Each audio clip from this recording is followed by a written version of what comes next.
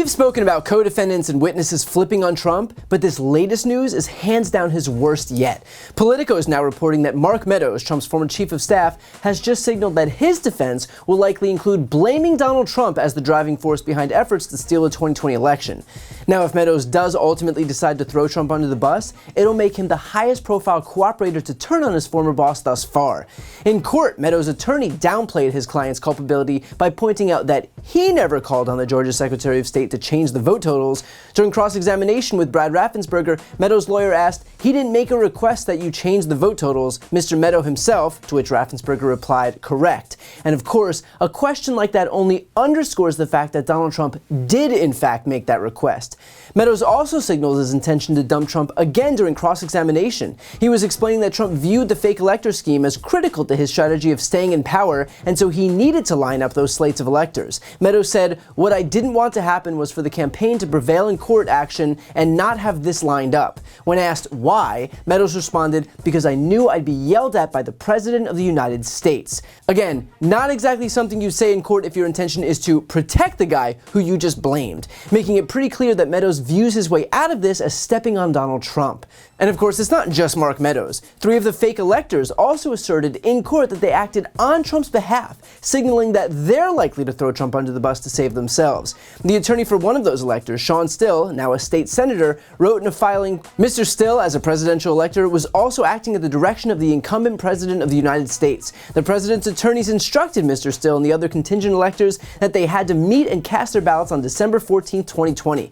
An attorney for another fake elector, Kathleen Latham, submitted a filing that she acted at the direction of the President of the United States. And keep in mind, that case hasn't even started in earnest yet, and 3 people are already opting to turn on Trump. And a number of the remaining co-defendants in that case who've been indicted in Fulton County don't have the benefit of some national following that they can leverage to present themselves as martyrs.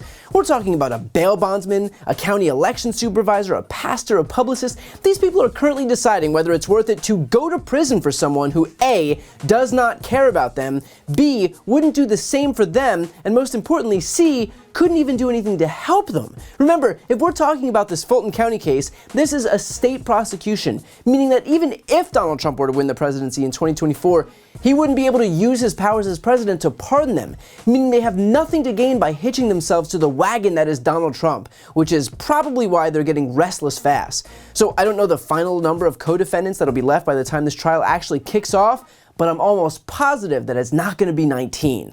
Consider too, in the classified documents case, one witness already did flip, an IT aide at Mar-a-Lago named Yuscil Taveras, who oversaw the surveillance camera footage at the property. He had initially testified that he was unaware of any efforts to erase video surveillance footage, but after getting a new attorney who wasn't paid for by Donald Trump's PAC, he immediately retracted his false testimony and began cooperating with prosecutors to the detriment of Donald Trump. And to give you an idea of just how deep in the thick of it Taveras is, you might want to take a look at the indictment, which lays out a conversation between Taveras and Mar-a-Lago property manager Carlos de Oliveira. De Oliveira told Trump Employee 4, that's Yuscil Taveras, that their conversation should remain between the two of them. De Oliveira asked Trump Employee 4 how many days the server retained footage. Trump Employee 4 responded that he believed it was approximately 45 days. De Oliveira told Trump Employee 4 that the boss wanted the server deleted. Trump Employee 4 responded that he would not know how to do that and that he did not believe he would have the rights to do that. Trump Employee 4 told De Oliveira that De Oliveira would have to reach out to another employee who was a supervisor of security for Trump's business organization. De Oliveira then insisted to Trump Employee 4 that the boss wanted the server deleted and asked, "What are we going to do?" That testimony is the result of one single person flipping, in case you were wondering the damage that a single witness could do to Donald Trump here.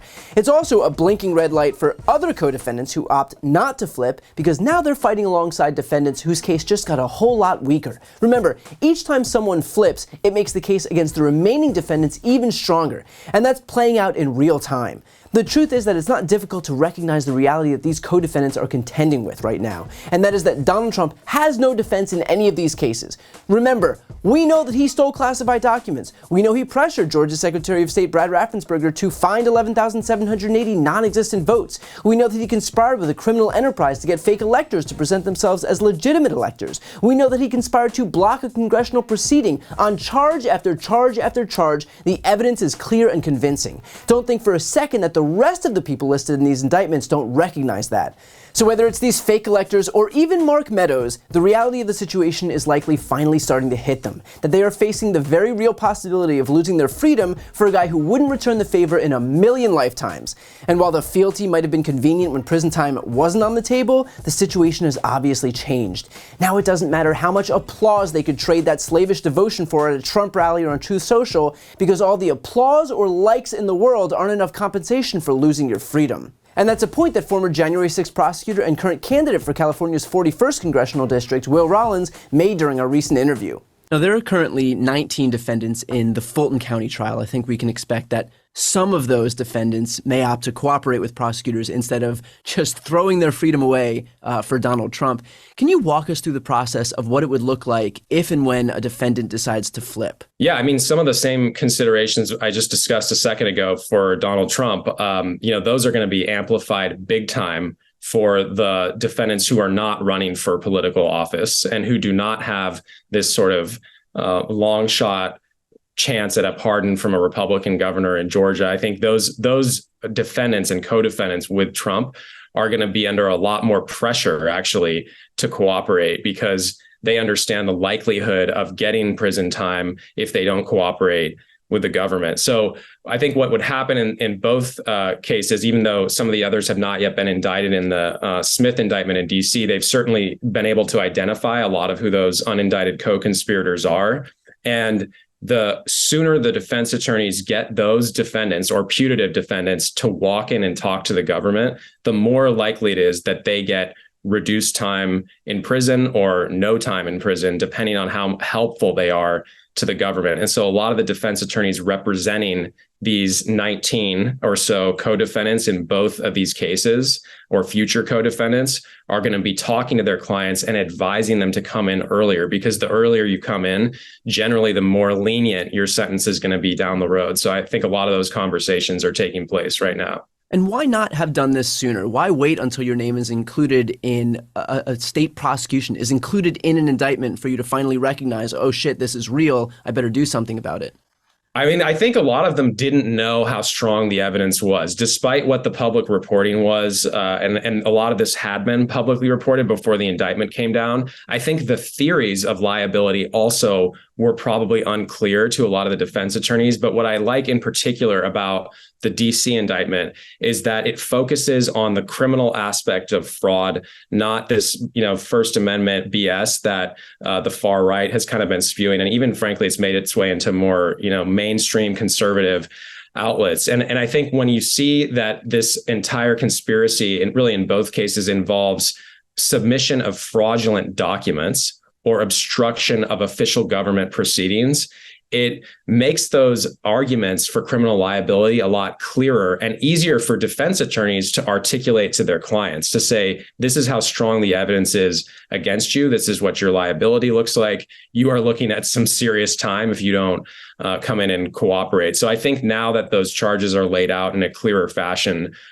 we will eventually see, I think, some people come in. It's going to have to be done very surreptitiously, given the risk to their lives. I mean, we've seen what happened with the grand jurors being threatened in Georgia. I mean, these are people who just got called in for jury duty. I mean, a lot of them probably tried to get out of it. I think people don't like serving. And I mean, you shouldn't, because it's your civic duty. But, we've all been in those rooms, if you've ever had jury duty, where people are, oh, no, I don't want the disruption. I want to try and get out of it. I mean, think about these people who were sitting there listening to this evidence and then now are being confronted with death threats just for doing their jobs. I mean, these are our neighbors. These are people selected at random. There is no partisan pre-screening process. And I think, unfortunately, there's so much disinformation out there around the nature of how our criminal justice system works, unfortunately, because of the lack of political leadership from the Republican Party,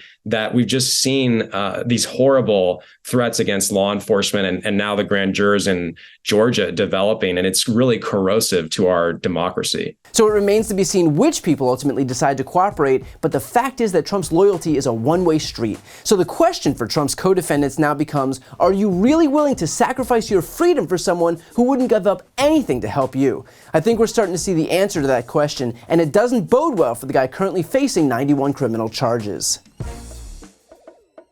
Before you go, I need some help. Please subscribe to the channel and do your part to help grow the progressive media ecosystem.